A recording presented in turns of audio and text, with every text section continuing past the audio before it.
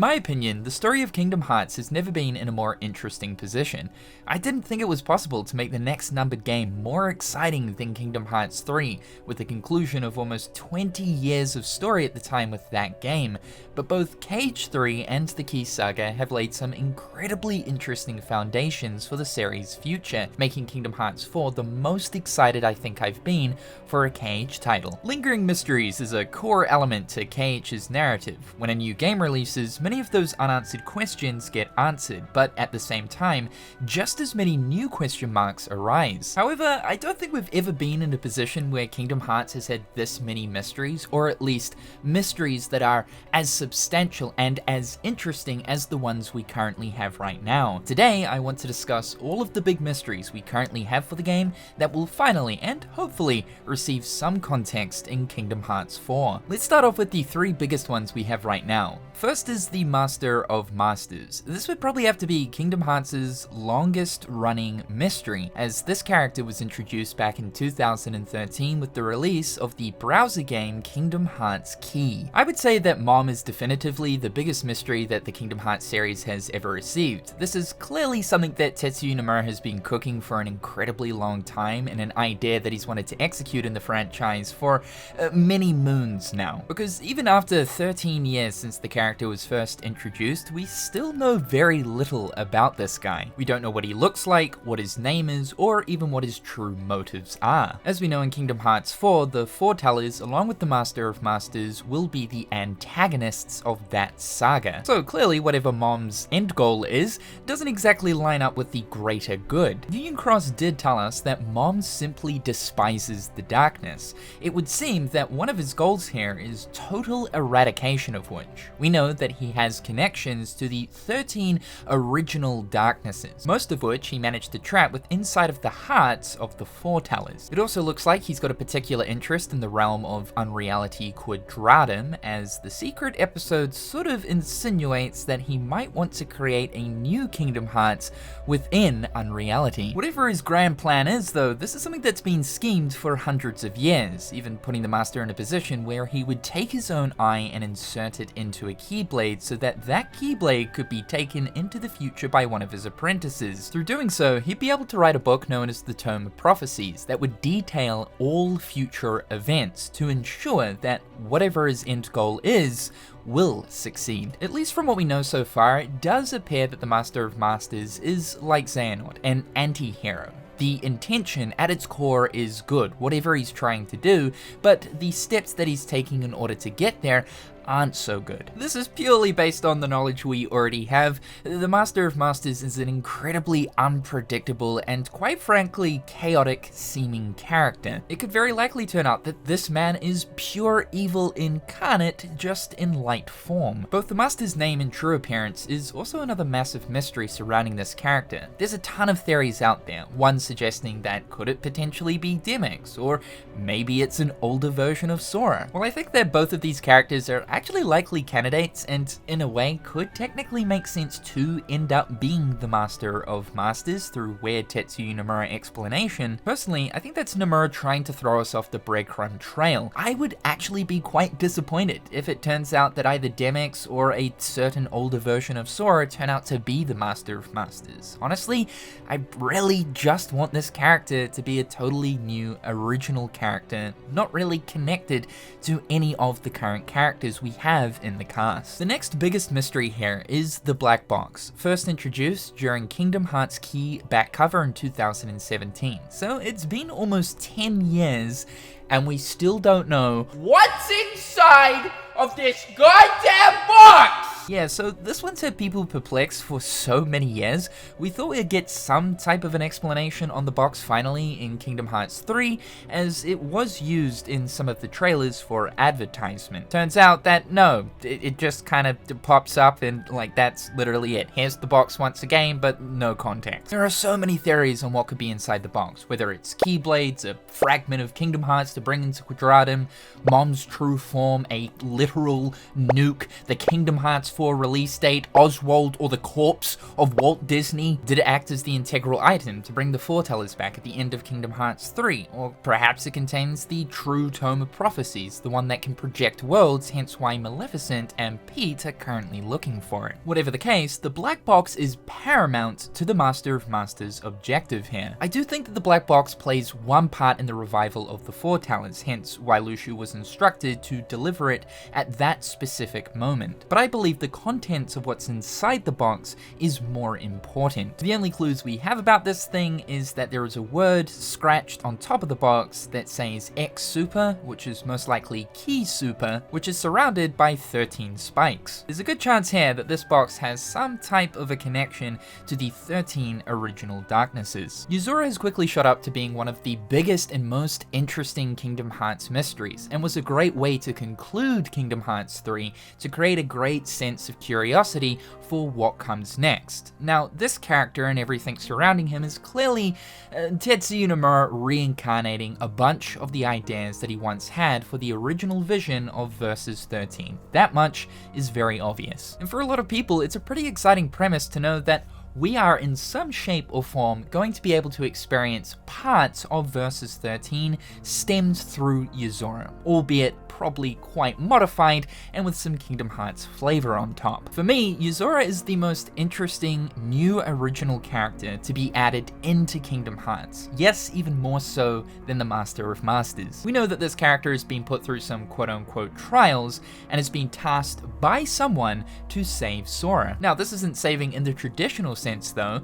Yozora's method here is quite unorthodox, as he means to chuck Sora into crystal stasis. But even though it doesn't seem like it, this is probably for Sora's own good. We also know that the appearance of Yozora isn't what he truly looks like. It's explained by the nameless star, who we theorize to be Stella, or at least the girl that is connected to Yozora, who we see he loses during the Verum Rex ad, explains that his heart has been changed beyond recognition. And interestingly, this new appearance heavily resembles that of Riku. There's actually quite a lot of Riku and Yozora connection foreshadowing already from what we have, whether it's just the raw appearance, the clothing, the small scene that we get to see during the secret episode of Riku walking near the Tokyo Metropolitan building with Yozora looking down over him. I believe that this is Nomura hinting at some type of string drawn between both of these characters. We also have to question, what's up with that emblem on Yozora's jacket that looks like a skull and crossbones, but it's two crossed what looks like keyblades, along with a crown on top of the skull and what looks like Sora's hair design? Yozora is completely oozing in mystery, and it's because of this that makes the next coming Kingdom Hearts saga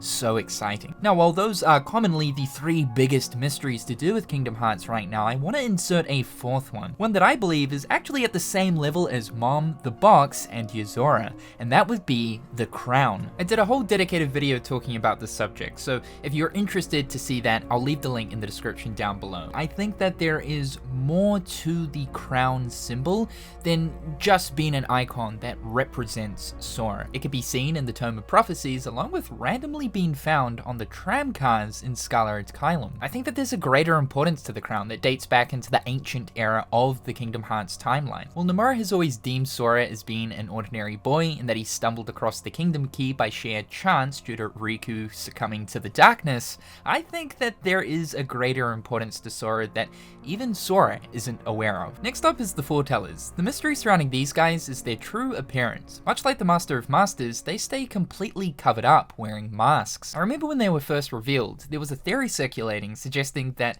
could the Foretellers actually be Terra, Aqua, Ventus, Kairi, and Riku? This also latches onto Sora is the Master of Masters theory. It involves a whole bunch of time travel wackiness, which we know Kingdom Hearts is no stranger to. There was also an interesting theory circulating suggesting that Gula might end up being Sora, as we can see a very similar pose between the two. Similar to the Master of Masters, I do hope that the Foretellers are completely new original characters that don't have any true physical ties to the already established characters we have. Arthur is also a curious case as well, as we don't really know what ended up happening to her at the end of Union Cross, and she also didn't reappear at the end of Kingdom Hearts 3 when the rest of the Foretellers were resurrected. She ended up completing her mission given to her by the Master of Masters, forming the Dandelions, a group of Keyblade wielders who would go forward past the erasure of Daybreak Town to ensure that Keyblade wielders would survive for generations to come. She chose her 5 brand new Union leaders, but in the midst of all this, she actually went against some of the orders given to her by the Master of Masters, and doesn't necessarily agree with everything he's doing. A prime example of this is handing one of the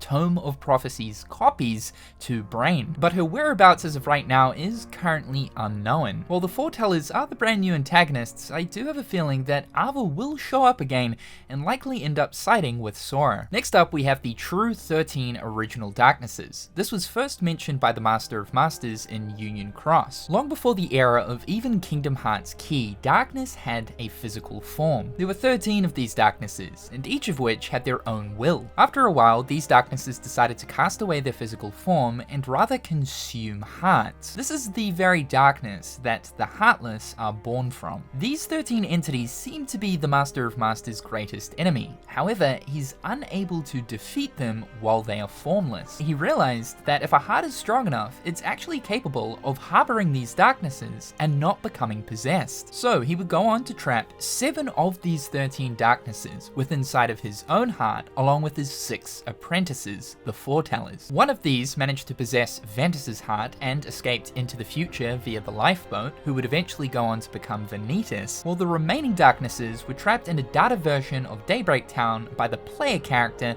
and the new Union leaders. Not much is really known about these 13 Darknesses, however, they will be incredibly important going forward, and I have a feeling that they will end up being the ultimate enemy for the finale of Kingdom Hearts. Next is the era of Missing Link. This is supposed to be a gap in the history of the Kingdom Hearts timeline that, for some reason, has been totally erased. Right now, there is a massive hole between the events of Kingdom Hearts Dark Road and Kingdom Hearts Union Cross that needs to be filled, and obviously, these events were supposed to be explained via the mobile game Kingdom Hearts Missing Link, but unfortunately, that ended up getting cancelled in May of 2025. Clearly though, this is a story that Tetsuya Nomura feels the need to explain. One more adventure set in the past of Kingdom Hearts. Nomura even mentioned that there will be some things in Kingdom Hearts 4 that you'll better understand if you end up experiencing Missing Link beforehand. So just like Union Cross, Missing Link would have been integral to the Kingdom Hearts plot. So now that the game is cancelled, this puts Nomura and the Kingdom Hearts team in a unique position where they're probably going to have to reorganize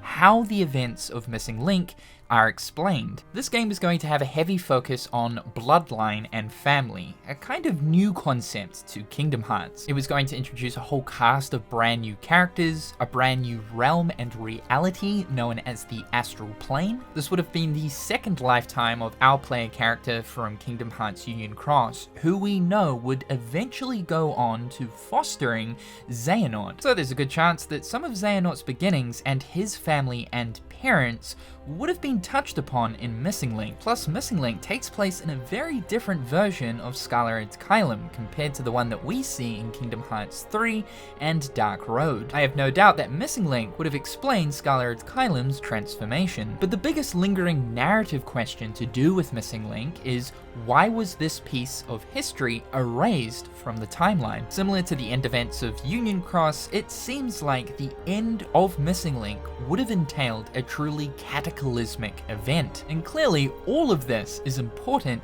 for the future of the series, so it's going to be interesting to see how Nomura tackles this now that the game is cancelled. Talking about Missing Link, both Brain and Sigurd were set to be central characters for the plot of the game. Sigurd was a brand new character that was introduced at the end of Union Cross, who met with Brain once he arrived in the future in Scarlet Kylam. Not much is really known about Sigurd, but we do know he's important, and much of his character would have been fleshed fleshed out a missing link. Along with that, he does serve some type of importance for Kingdom Hearts 4, as he is the narrator for the trailer. We can only speculate that he is a part of the hierarchy of Ancient Scala. It's unclear what Brain's goal would have been in Missing Link, but what we do know is these events would have eventually led to Brain becoming a Lushu vessel. Clearly though, these are important events that need to be told, so whether it's a case of them being explained slightly in Kingdom Hearts 4 or Missing Link receiving a full-blown proper video game remake, much of what was planned to transpire in Missing Link still remains a massive mystery. Even after their introduction 20 years ago now, there are still two organization members whose true identities still remain a complete mystery. This would be both Luxord and Demyx. So let's begin with Luxord. Kingdom Hearts 3 Remind taught us that there is a bigger significance to Luxord's character. He's got his suspicions that Xigbar isn't truly who he seems to be, and it's looking quite likely that he's got a connection to both Yozora and Unreality. It's also explained by Xemnas that he's got ties to the ancient Keyblade legacy. Both Marluxia and Laxine are part of this conversation, but we're already fully aware of their origins. So what exactly is Luxord's? When the base game of Kingdom Hearts 3 first came out and we saw this cutscene, we were immediately assuming that an update in Union Cross would eventually reveal that Luxord is a character from the past. Of course, that didn't end up happening. The Kingdom Hearts 3 DLC then came out and showed us that he might actually more so have a potential connection to Unreality. But then, if he's got ancient Keyblade history, where does his origins truly lie? Perhaps maybe the Keyblade legacy does actually extend into that of Unreality. Other than just being an Organization 13 member, we've got no idea what Luxord's true identity is and where his origins truly lie. But he will definitely play a significant role in the future of the series. We also need to talk about the wild card that's given to Sora by Luxord. This is no doubt going to be used as a plot device at some point, but the death of Luxord in Kingdom Hearts 3 is very interesting and quite different compared to a lot of the other organization members' deaths. Luxord comes across as quite proud of Sora once he bests him. I've always thought that Luxord's fights in both Kingdom Hearts 2 and 3 always comes across as Luxord kind of holding back, and rather than testing him on a physical level, it seems more skill and mental orientated. I've always felt that Luxord has never really truly wanted to do any harm to Sora.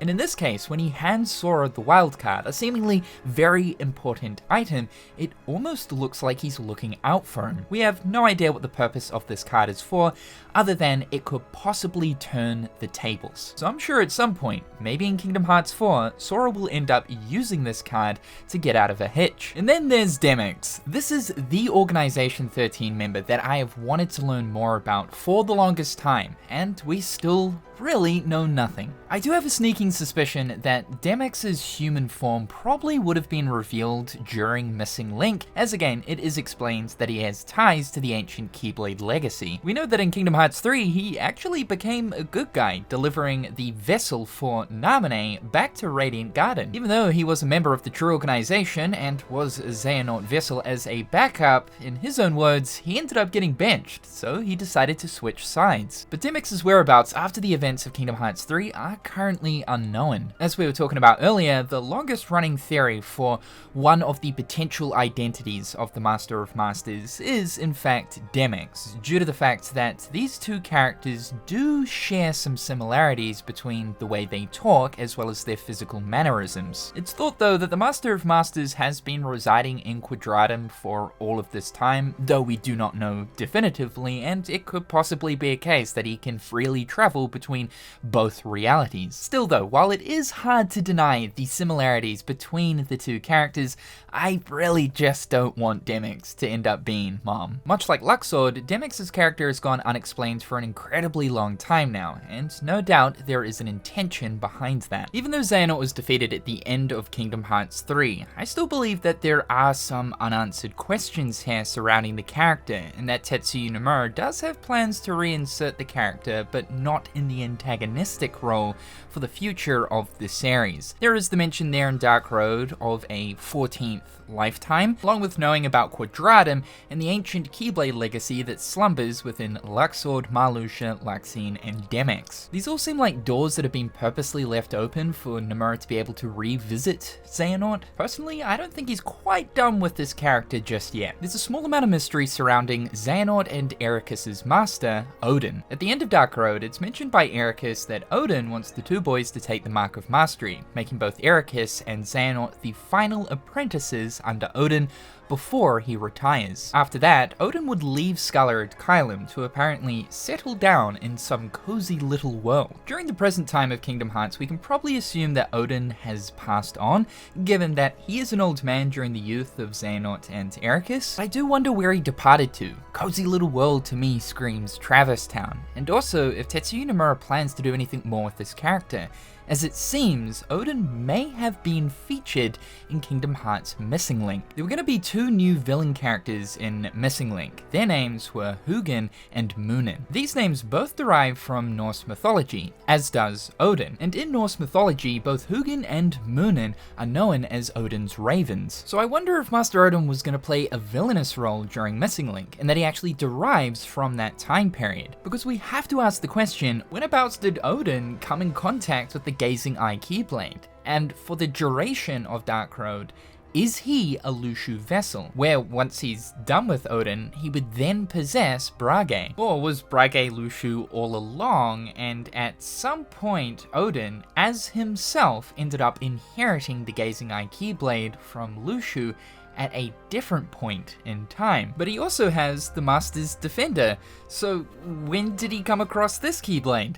Why can't he use both? My brain is hurty, I need some answers! And perhaps just like Xehanort, Odin was able to time travel from the era of Missing Link into the era of Dark Road, modern Scalarid Kylum. There's still quite a few unanswered questions surrounding Odin. Subject X is another curious mystery that lingers for Kingdom Hearts right now. It was sneakily added into Kingdom Hearts 3 within Secret Reports 3 through to 6. These detail how apprentice Xehanort stumbled across a young unconscious girl lying in the Radiant Garden Square. She could barely talk, didn't know her name, and showed signs of profound amnesia, not sure of what world she had found herself in. Alongside other experiments that Ansem the Wise and apprentice Xehanort were conducting at the time, Xehanort took it upon himself to conduct an experiment to dive into the heart of Subject X to find out more about where this person came from. What he discovered was, this is a person that had come from a completely different time era, the time era of fairy tales, meaning that she's traveled from the Kingdom Hearts Key era. Sadly though, Subject X was held as a prisoner for experimentation within the castle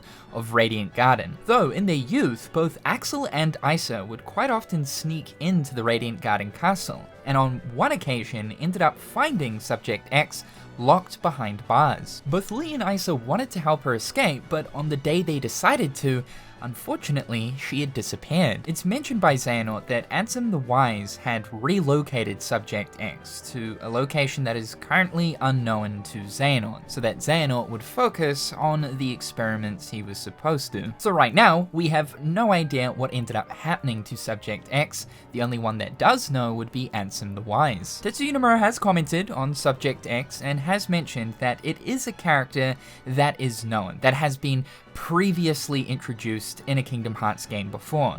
Most of us are assuming that this person is Skuld from Kingdom Hearts Union Cross. As we know, the new Union leaders ended up using the lifeboats to escape Daybreak Town's destruction. However, the destination for each lifeboat is completely random, potentially taking the occupants to all types of different locations and time periods. It's believed that Skuld ended up arriving close-ish to the present, similar to Ventus. For the meantime though, this all remains as speculation. This is obviously a massive door that's been left open that will serve some type of importance later on. Most of us were pretty shocked to find out that Strelitzia is going to be featured in Kingdom Hearts 4.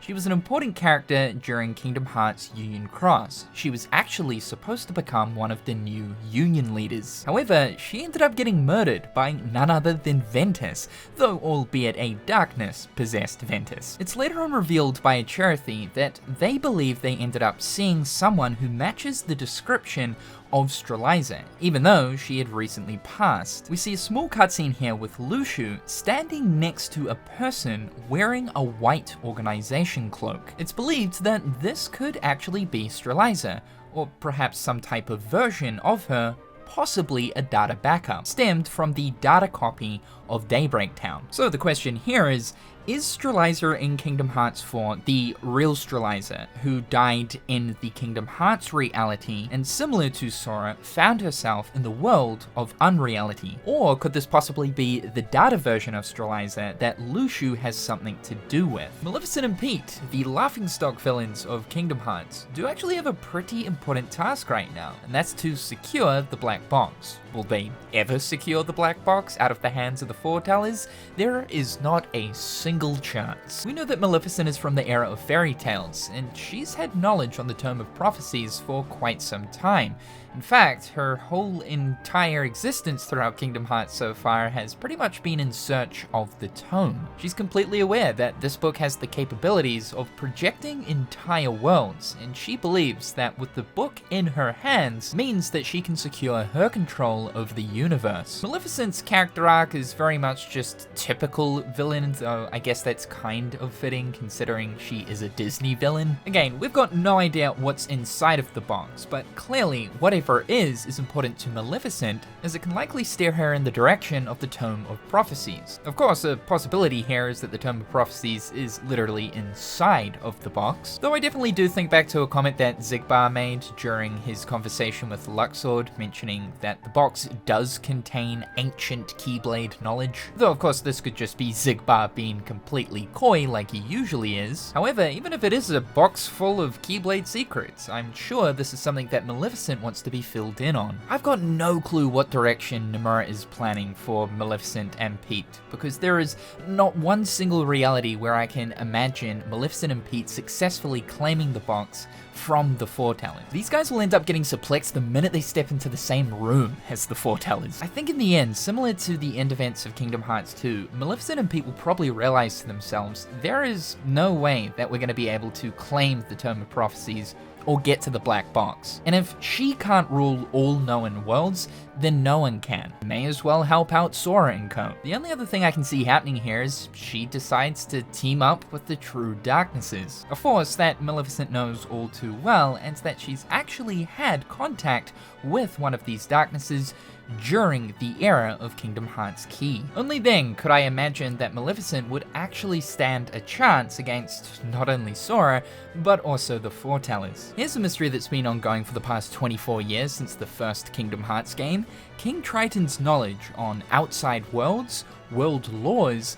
and the Keyblade. Typically speaking, the Disney characters in Kingdom Hearts aren't actually aware that there are other worlds out there besides their own, let alone knowing what the Keyblade is. Now, you could very easily write this off as King Triton is one of the exceptions here. He is, after all, technically a god who's been around for hundreds of years. It wouldn't be totally surprising if he had extended knowledge outside of his own world. But with Kingdom Hearts Key and Union Cross, we were expecting that this would end up getting explained, considering that there's a lot of stuff that takes place in worlds that Sora has already visited many years into the past. If our player character from either Key or Union Cross had visited Atlantica, this would directly explain how King Triton is aware of outsiders and Keyblade wielders. He literally says, "The Keybearer shatters peace and brings ruin." This kind of indicates that in the past, King Triton has gone through his own negative experience with Keyblade wielders. To me, it's super surprising that they never included Atlantica as a world to explain this exact thing. It was kind of like the perfect candidate out of worlds that should be included in that game, just to kind of fill in this small plot hole. It's not exactly a big deal if this never ends up getting explained, and honestly speaking, I don't think it ever will, unless maybe Atlantica was planned for Kingdom Hearts Missing Link. Technically speaking though, this would have to be Kingdom Hearts' longest running mystery. The final mystery I want to touch upon, and similar to the King Triton thing, is also one of the longest running mysteries of Kingdom Hearts, is Sora's famous line that he says right at the beginning of Kingdom Hearts 1. "I've been having these weird thoughts lately. Like, is any of this for real or not? We've always thought that this line is a little bit strange and that perhaps there might be something more to it. It wasn't until 2024 that Tetsuya Nomura confirmed that there is actually a bigger picture going on with the words that Sora spoke here. This was mentioned in 2024 via the Young Jump interview where Tetsuya Nomura was asked if there is a greater meaning to this monologue. Nomura said the name Quadratum didn't exist at the time, but the concept of Quadratum did. It was a long-term setup with the idea that someday we would arrive at this point. We also know that at the end of the Kingdom Hearts 3 secret episode, Yozora also speaks the same line. So from what Nomura is saying here, he's always had the concept of fantasy diving into that of reality, and that the line that Sora speaks at the beginning of Kingdom Hearts 1 does in some way directly relate to this. But this is planned to be further explained at some point in the future of the story. So that's all of the biggest mysteries currently lingering for the Kingdom Hearts series. Like I was saying, I think that we're currently in the most exciting timeline of Kingdom Hearts as far as the narrative is concerned. I really feel like the past decade of Kingdom Hearts, especially since the introduction of Key back in 2013, has been an effort by Tetsuya Nomura to plant a bunch of seeds to craft a really interesting story for the future. It's incredibly apparent that he wanted a story that would stretch well beyond the Xehanort arc. And I'll be honest, the question marks that we currently have for the story right now are times more interesting than anything else we've seen for the Kingdom Hearts story over the past 20 plus years. I cannot wait for this next coming saga. The only thing now is to receive the next game, which is proving to take an incredibly long time. Thank you so much for tuning into today's video. Be sure to slippity slap that like button as it helps me out tenfold. Subscribe to the channel to keep up with all the shenanigans going on here. Big shout out to my wonderful patrons and YouTube members. I hope you're all having a fantastic day, and we'll talk again real soon.